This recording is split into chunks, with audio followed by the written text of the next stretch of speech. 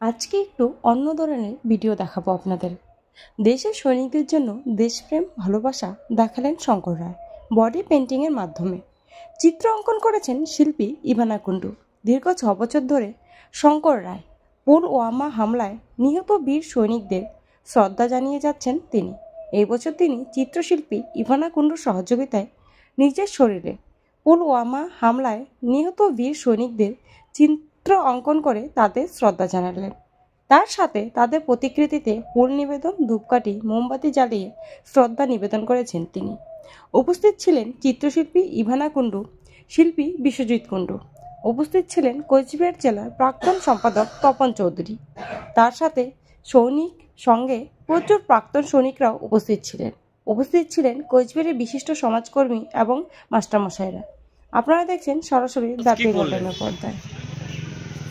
আজকে এই ভালোবাসা দিবসে ভ্যালেন্টাইন্স ডেতে সব জায়গায় ভ্যালেন্টাইন্স ডে উদযাপন হচ্ছে, কারণ ভ্যালেন্টাইন্স ডেটা একটা ভালোবাসার দিবস, কিন্তু এটা একটা বিদেশি কনসেপ্ট। এখানে আমরা কিন্তু ছোটোবেলা থেকে এই বিদেশি কনসেপ্ট আমরা জানতাম না, বা ভ্যালেন্টাইন্স ডে কী সেটা আমি কোনোদিন সেরকমভাবে শুনিনি।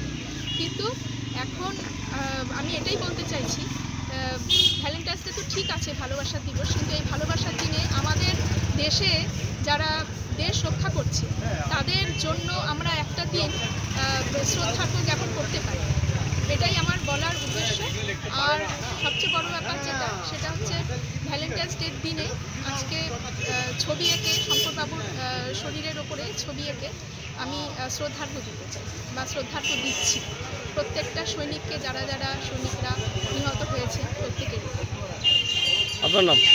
চিত্রশিল্পী ইভানা। আচ্ছা, আজকে এখানে কি কর্মসূচি ছিল? নমস্কার, সকলেই জানেন আজকে 14ই ফেব্রুয়ারি ভ্যালেন্টাইন্স ডে দিন, অনেকে পালন করতেছে ভালোবাসার দিন। আবার এদিকেও রয়েছে ব্ল্যাক ডে। পুলওয়ামা হামলায় 2019 সালে 40 জন বীর সৈনিক পৃথিবীর মায়া ত্যাগ করে, তাদের শ্রদ্ধা জানাতে আমি বডি পেন্টিংয়ের মাধ্যমে তাদের ভালোবাসা জানানোর জন্য আমার বডি পেন্টিং শিল্পী চিত্রশিল্পী ইভানা কুন্ডু আমার শরীরে আর্ট করে আমরা দুজনে মিলে শ্রদ্ধা জানালাম।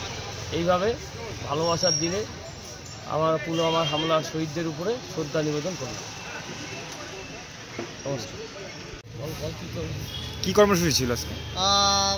2019 সালের 14ই ফেব্রুয়ারি অর্থাৎ আজকের দিনে জম্মু এবং কাশ্মীরের পুলওয়ামা জেলায় অদূরবর্তী যে জম্মু শ্রীনগর সড়কপথ, জাতীয় সড়কপথ, সেখানে যে আত্মঘাতী মানব বোমা বিস্ফোরণ ঘটেছিল তাতে 40 জন সিআরপিএফ জওয়ান নিহত হয়। তাদের স্মৃতিতে এবং তাদের বিদেহী পরলোকগত আত্মার শান্তি কামনায় আস্থা ফাউন্ডেশনের উদ্যোগে এবং আস্থা ফাউন্ডেশনের ব্যবস্থাপনায় আজ কোচবিহার সাগরদিঘি সংলগ্ন প্যাটন ট্যাঙ্কের সামনে তাদের প্রতিকৃতিতে মাল্যদান করা হলো, পুষ্পার্ঘ্য দিয়ে তাদের শ্রদ্ধা জ্ঞাপন করা হলো, মোমবাতি প্রজ্বলনের মধ্য দিয়ে তাদের প্রতি শ্রদ্ধা জ্ঞাপন করা হয়েছে।